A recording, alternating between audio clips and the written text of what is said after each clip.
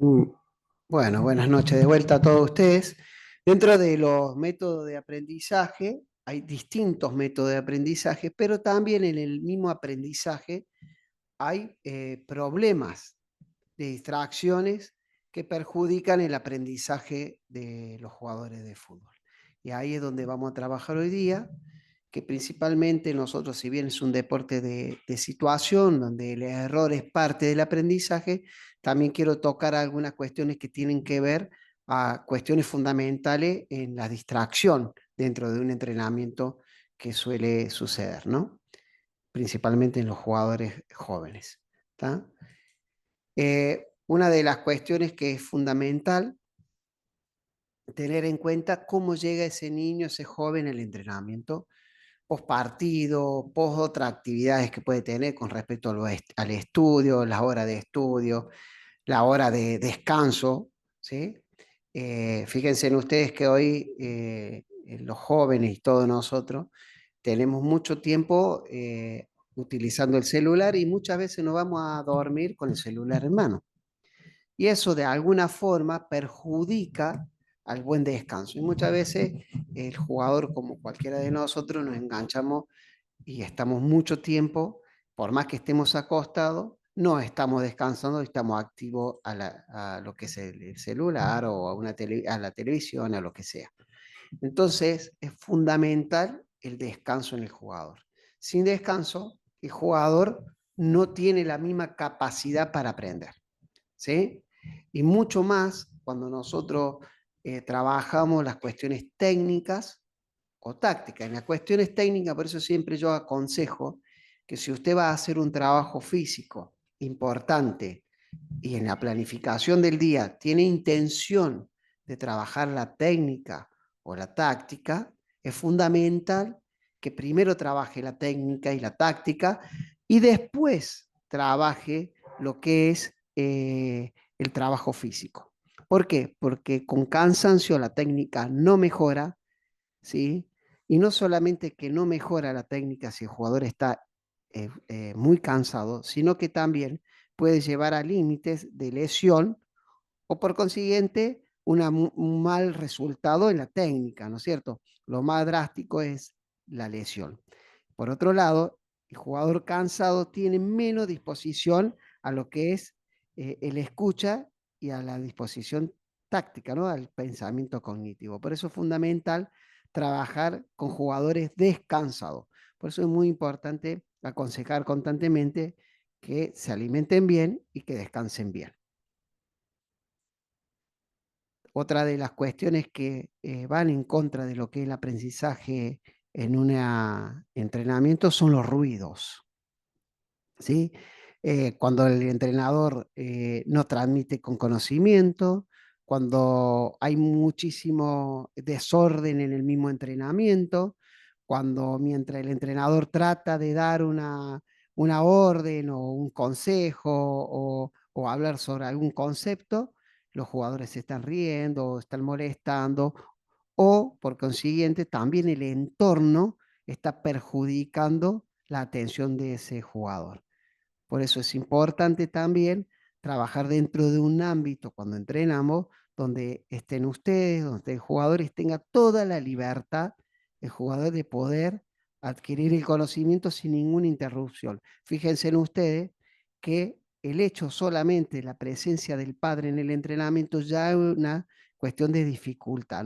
No aprende ese joven o ese deportista con la tranquilidad de trabajar. ¿Se sigue viendo la filmina? Hola. Sí, Se sí, ve se bien. ve. ¿Sí? Bien, perfecto. Por eso es tan importante y muchos clubes tratan de que no haya nadie alrededor del jugador, ¿cierto? Por consiguiente, es siempre importante que el jugador trabaje con libertad, ¿no es cierto? Y que no tenga principalmente el entrenamiento, la observación. Yo siempre hago este ejemplo de que a los padres principalmente le decimos, a ver, usted no va a la escuela y se sienta al lado de su hijo y ve cómo aprende su hijo. Bueno, acá debería ser lo mismo, ¿no? Romper con esos ruidos que no permiten que el jugador se concentre. Otra de las cuestiones fundamentales, nosotros los entrenadores, cuando generalmente no tenemos al alcance forma de medir el entrenamiento que está sucediendo, entonces utilizamos una observación directa y vamos viendo, ¿sí?, si el jugador está llegando a su límite o no. Por consiguiente, también al jugador no le gusta que lo estés controlando constantemente y estés tensionándolo sobre lo que él tiene que hacer. Entonces, como no tenemos una herramienta que nos permitan solamente la observación directa, por otro lado, también la exagerada exigencia al jugador, ¿sí?, donde el jugador termina de estar estando rígido y esperando que el entrenador le diga lo que debe hacer y no lo hace desde su libertad, también produce un sobreentrenamiento, no solamente de lo físico, sino también de lo psicológico. Entonces es fundamental que el entrenador haga un clima, produzca un clima de aprendizaje dentro de lo que es los ejercicios, dentro de lo que son dentro de lo que es el terreno de juego, donde el jugador se sienta cómodo y se sienta con la posibilidad de expresarse de su libertad en un ámbito tranquilo. El sobreentrenamiento no es solamente una cuestión física, sino también es una cuestión psicológica. Hay jugadores que se lesionan por estar sobreentrenado, sobrepresionado y se lesionan. ¿Sí? He tenido algunos casos de algunos jugadores que constantemente, cada vez que jugaba, volvía a ser titular, el jugador siempre 10 minutos, 15 minutos antes de terminar el partido, tenía se le producía una contractura. ¿Sí? Y fue constante esto, ¿no? Entonces pudimos ver que esa exigencia era una presión externa que el jugador tenía, que era a partir de lo que la familia estaba produciendo en este jugador. Jugador donde su papá había sido jugador profesional en el mismo puesto, entonces el jugador se sentía sobrepresionado, ¿no? Entonces, está sobreentrenado y sobre presionado psicológicamente, y eso también es importante verlo. ¿Está? Por eso cuando hay cuestiones que muestran cuando un jugador está teniendo una sobreentrenamiento de lo psicológico. ¿Cuándo? Cuando, por ejemplo, un niño, cuando sale después de un partido, de una derrota, llorando desconsoladamente, porque no ha podido lograr el objetivo que tanto él deseaba, pero quizás lo deseó demasiado y no se valoró que realmente podía suceder. Y en el fútbol hay que entender que se puede ganarle al mejor y se puede perder con el peor, ¿sí? Y que es parte del juego esto de ganar, empatar o perder. Por eso por ahí, cómo nosotros llegamos a presionar, cómo caemos sobre el jugador, también tiene que ver con un sobreentrenamiento, no solamente de lo físico, sino también de lo técnico. Y sobre lo físico ni que hablar cuando queremos imitar entrenamientos profesionales con jugadores que no están preparados para tal fin, ¿no? Pero bueno, en eso tenemos que los entrenadores estar atentos y poder evaluar sería lo fundamental, ¿no? La falta de motivación, ¿sí?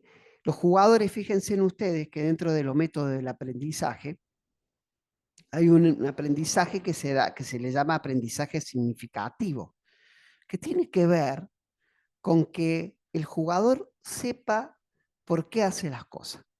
¿Eh? Y sepa que lo que está haciendo le va a permitir aprender y va a tener buen resultado. ¿Sí? Eso es muy importante para la motivación. ¿Eh? Sentir que aprendo y encima lo ejecuto y me sirve para que el objetivo se logre es fundamental. ¿Sí? Por eso es importantísimo que los jugadores tengan deseo por aprender. Y nosotros los entrenadores tenemos que buscarle, por los medios que sea, estimularlo y motivarlo constantemente. Por eso los entrenamientos siempre tienen que ser entrenamientos. Tenemos que entrenar capacidades, pero también tiene que ser entrenamiento de aprendizaje. Y yo les voy a decir, el jugador profesional también aprende. y aprende de los grandes entrenadores, y aprende de los nuevos entrenadores, y aprende cuando cambia de entrenador. Por eso es muy importante que el jugador esté motivado constantemente en el día a día. Si no está motivado, ¿sí? Si uno entrena con métodos que no son enriquecedores, que no son alegres, que no permiten la competencia ni la participación, si son métodos donde el jugador tiene poca posibilidad de una retroalimentación, el jugador se va a demotivar, y si el jugador se demotiva, no va a tener, no va a aprender, y por consiguiente no va a disfrutar de lo que hace. Y por consiguiente nosotros no vamos a tener el resultado que buscamos, ¿sí? Es fundamental. Estamos viendo el tema de cómo trabajar el aprendizaje teniendo en cuenta aquellas cuestiones que no permiten que el jugador aprenda, ¿cierto? Otra de las cuestiones que también perjudica un poco al jugador son las inhibiciones. Primero, la comparación con otro jugador, ¿sí? Y si es dentro del plantel es peor.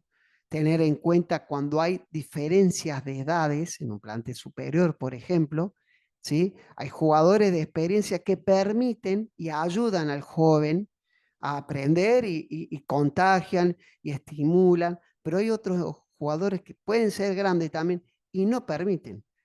Y al contrario, inhiben al jugador joven, no le permiten expresarse, lo castigan rápidamente, y bueno, en eso el entrenador también tiene que estar activo, ¿sí? Y tiene que estar atento a las cosas que van sucediendo. Eso, eso también inhibe al jugador, ¿sí? Y también esto de la comparación, como decía y como arrancaba este capítulo, la comparación. ¿Cómo puede ser que él lo haga y vos no lo puedas hacer? Bueno, no todos los jugadores aprenden de la misma forma, no todos aprenden con la misma velocidad, ni con los mismos posibilidades técnicas, por ejemplo, o de conocimiento. Entonces, nosotros no debemos inhibir al jugador. Muchas veces yo digo que lo más importante es no hacerle pasar vergüenza. Y en eso de pasar vergüenza, también muchas veces pasan vergüenza los jugadores grandes. Entonces ahí el entrenador es donde tiene que tratar de no inhibir, porque si inhibe, no permite el aprendizaje. Si no permite el aprendizaje, no permite que el jugador se desarrolle y mejore obviamente sus recursos, ¿no? Y acá hemos terminado con esta presentación, y a partir de ahora, todas las preguntas que quieran hacer. Los escucho. ¿Quién tiene alguna pregunta? ¿Le ha sucedido? Sí, Juan Pablo. Sí, o sea, por ejemplo, con los jugadores que no están siendo citados para el partido del domingo, y ¿qué puede pasarle? Que no sean citados 2 o 3 veces seguidas.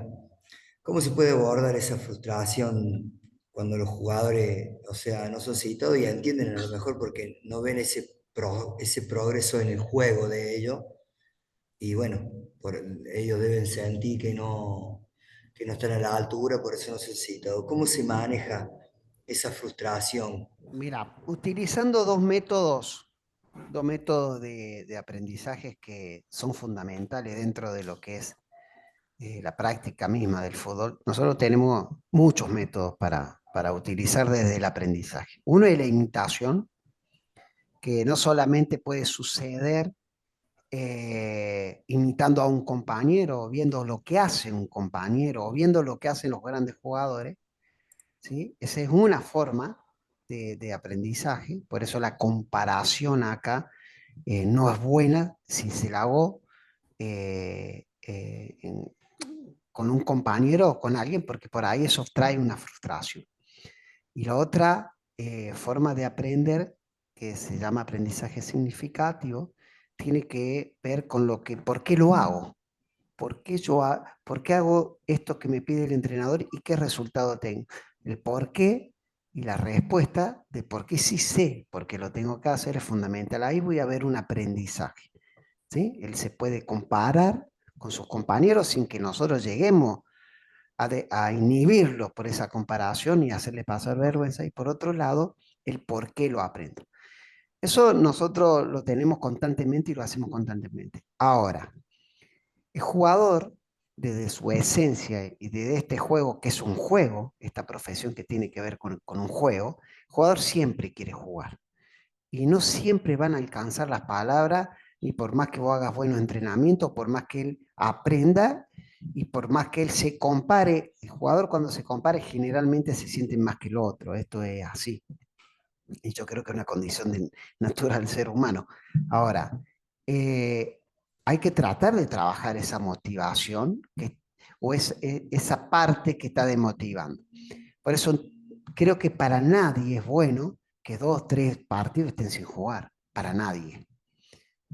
Pasa que a veces la búsqueda del resultado, la búsqueda del objetivo, me hace que aquel jugador que no está en condiciones de ser parte, tenga que esperar más que el otro. Bueno, acá hay que acercarse, hay que hablar, hay que decir que no baje los brazos. Hay una condición fundamental que tiene que ver, nosotros los entrenadores, la empatía de ponerse en el lugar del otro y entenderlo y comprenderlo, que esto es natural. Y la otra, la capacidad del mismo jugador de soportar la frustración. ¿Eh? Pero todo tiene un límite y ahí es donde nosotros tenemos que acompañar. Por eso es fundamental acompañar a los suplentes y a aquellos que no están citados, porque en lo que es los torneos largos, te terminan jugando los que menos juegan al principio. Y sucede muchas veces, por eso es tan importante tratar de atenderlos siempre. Quizás en el mismo entrenamiento ayudarle un poco más, bueno, ver la forma de que no baje los brazos, ¿no? Pero tiene que ver con eso. Para mí es muy importante tener en cuenta esto, de por qué no aprenden los jugadores. Es importante que aprendan. Ahora, ¿por qué no aprenden? ¿Por qué se motivan? Bueno, ¿por qué se demotivan? Sí, Juan. Claro, o sea, tener en cuenta eh, el progreso de cada uno, cómo va avanzando. Ahora, ¿cómo lo medía el progreso? Mira, ¿Cómo se nosotros, mide? sí, nosotros tenemos, eh, eh, podemos medir muchas cosas, pero es muy difícil medir un progreso. Podemos medir el tiempo que corre con la pelota, podemos medir la velocidad, podemos medir la resistencia, podemos medir cuántas veces remató, podemos medir cuántas veces dio un pase gol, podemos medir todo, ¿sí? Pero observar el progreso de cada jugador lo podemos ver, lo vemos, de por sí lo vemos, decimos, che, mira cómo ha progresado todo eso. El tema es que lo vea el jugador. Hay veces que lo ve y hay veces que no, pero el jugador siempre se siente eh, titular, siempre se siente que puede hacerlo y que cada vez lo puede hacer mejor. Y lo puede hacer muy bien en los entrenamientos. No significa que lo pueda hacer muy bien en los partidos, pero eso, por eso es importante estar arriba de los jugadores constantemente tratándolo de ayudar para que aprendan, ¿no? Me parece que es fundamental. ¿Alguien más que quiera hacer una acotación, alguna pregunta? Sí, Rodrigo. Fabián, en el tema ahí de cuando planteaste lo de los ruidos y demás, la otra vez habíamos charlado con algún profe de la utilización del silbato para los ejercicios, que algunos dicen que el silbato es para frenar el juego y no para dar órdenes y eso. ¿Cómo lo ves? Mira, con respecto al silbato, hubo una época que se decía que el silbato no, porque era muy chillón, Ujú. que molestaba los oídos. Por otro lado, se dijo muchas veces, Rodrigo, esto de que el silbato es para frenar el partido, Sí. ¿sí? En realidad nosotros lo utilizamos, lo tomamos principalmente del trabajo del profesor de educación física, ¿no? Ujú. Donde ellos sí trabajaban mucho con el silbato y nosotros lo adquirimos. Yo creo que es un elemento. Yo creo que el jugador, cuando vos tocas un silbato, decís, porque cambien de ritmo de velocidad, qué sé yo, no creo que sea tan perjudicial para después del entrenamiento del partido. Si fuera muy perjudicial, no lo usaría nadie. Y hoy por hoy, basta con ver a cualquier entrenador internacional caminando con el silbato y el cronómetro en los entrenamientos. Y si fuera tan significante, me parece que ya no lo usaría nadie. En un tiempo yo lo dejé de usar por esto de que era molesto, qué sé yo, y solamente lo utilizaba para hacer el formal o algún ejercicio donde tenía que arbitrar yo o mi ayudante de campo, pero a la larga termina siendo una herramienta. ¿Por qué? Porque si no termina destruido de la garganta. Por eso también no me parece tan complicado hoy por hoy. Pero bueno, por lo menos no tengo un registro estadístico, numérico, que me diga, no, mira, hemos comprobado que el silbato, si lo usas tantas veces en un entrenamiento, va a perjudicar al jugador en su desarrollo, que supongo yo que tiene que ver con la decisión de arrancar o frenar o hacer alguna acción. No, no creo que sea tan perjudicial. Pero bueno, creo que sí, en los ruidos externos tiene que ver con esto, ¿no? Si vos tenés un plantel revoltoso, si vos tenés un club donde tu plantel esté rodeado de otros planteles en el mismo campo, entrenen 4 o 5 categorías, eh, donde esté mucha gente alrededor, me parece que perjudica.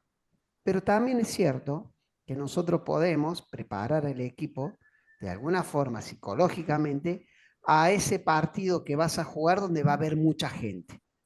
Entonces, bueno, tratar de utilizarlo ese momento como para que desarrollar la concentración, porque lo que sucede con el externo es que te desconcentra.